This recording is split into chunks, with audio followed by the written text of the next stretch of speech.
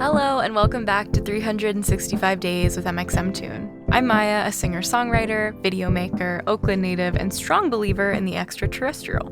But before we begin, today's actually a really exciting day. It's October 1st, which means that my new EP, Dusk, is here and ready for you to listen to wherever you listen to music.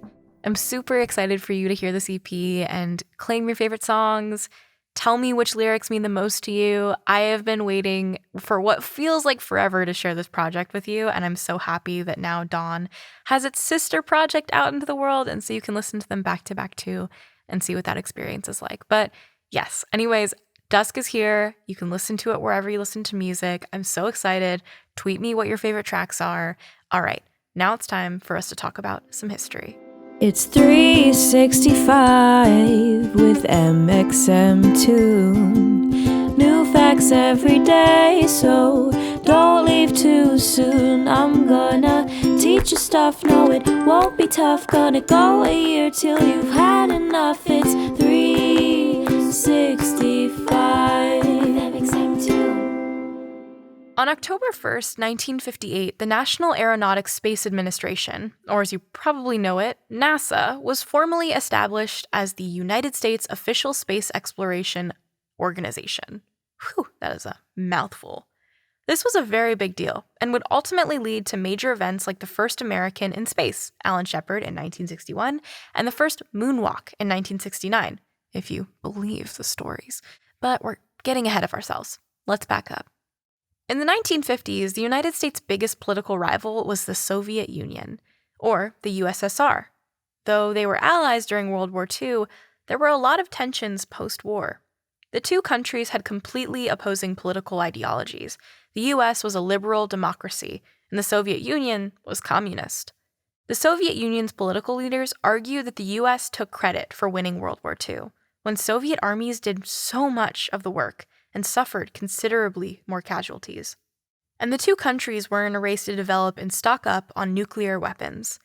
All of this created something called the Cold War, which wasn't really a war so much as it was a very tense breakup that lasted pretty much from the end of World War II until the fall of the Soviet Union in 1991. The space race was a major part of the beef between the US and the Soviet Union.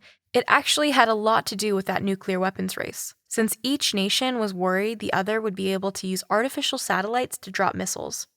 The competition began in August 1955 when the US announced that it was trying to develop its own satellites. The Soviet Union decided it was going to be first, and they were. On October 4th, 1957, they launched Sputnik 1, the first artificial Earth satellite. It orbited for 3 weeks. With battery power, it could make it around the Earth in 98 minutes. And eventually, it got pulled back into the Earth's atmosphere. Sputnik 1 had the US government totally taken aback. It was a surprise launch, for one thing, and it made officials worry about the United States' national security.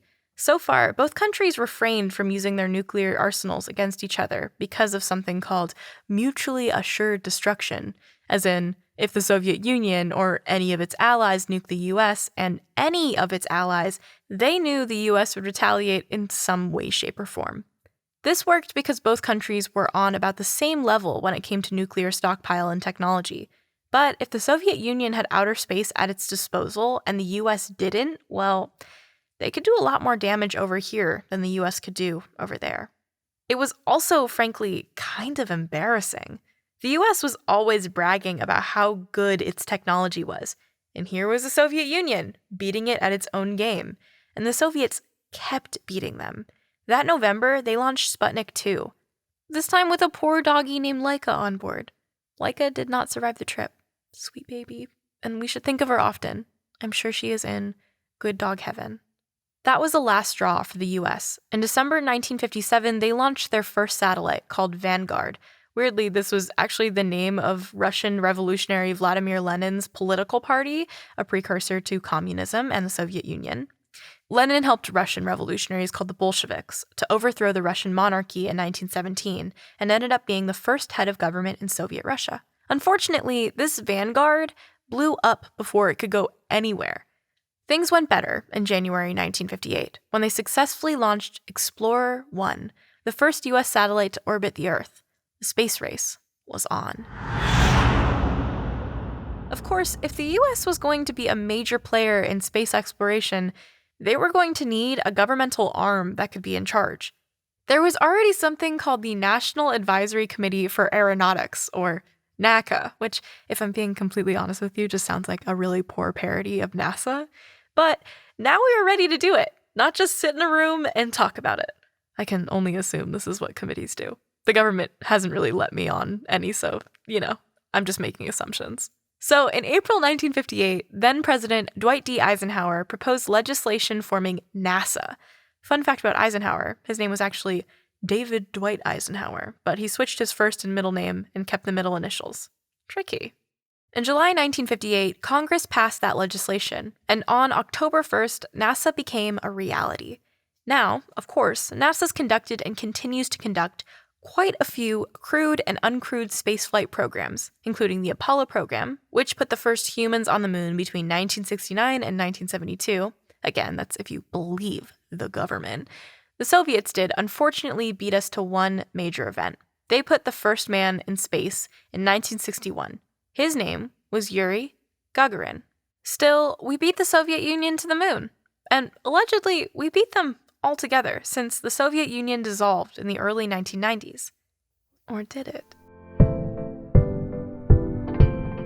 And now for today's music fun fact, and a different kind of Rocket Man. On this date in 1977, Elton John became the first musician to be honored in the Madison Square Garden Hall of Fame. The Hall of Fame is for anyone who's demonstrated excellence in their fields at the Garden, but before Elton, it was really just for sports figures. Elton was inducted for a record attendance of 140,000 people at a June concert of his earlier that year. He also had a spot on the Madison Square Garden Walk of Fame. The only other entertainers in the Hall of Fame are the Rolling Stones, who were inducted in 1984 after playing a record 13 sellout concerts at the Garden. And for today's final segment, I'm going to dive into my own photo archives to see what I was up to on an October 1st in my life. So on October 1st of 2019, which is not too long ago, I did a couple things. I played a show in Phoenix, which was the first time I'd ever played a show in Arizona, which was very exciting. I don't even think I've gone to Phoenix, Arizona before, but my whole entire impression of it is from Eleanor Shellstrop from The Good Place. I don't think she's entirely off, but I don't know. You tell me. If you're from Phoenix, let me know. And I also went to the Fender headquarters in Arizona as well, which was really exciting for me. I am a huge fan of Fender and really pumped to be able to play some of their instruments. And so that was really cool. They showed me what it looks like to make a custom instrument or an amp for people. I don't even know. This is pretty niche, but if you ever get the chance to visit the Fender offices and headquarters, I highly, highly recommend. And that would wrap up our episode of 365 Days with mxmtoon today. Again, today's October 1st, which means that the EP Dusk is out. If you haven't listened to it yet, I highly recommend it. Not to be biased, but I think it's pretty good.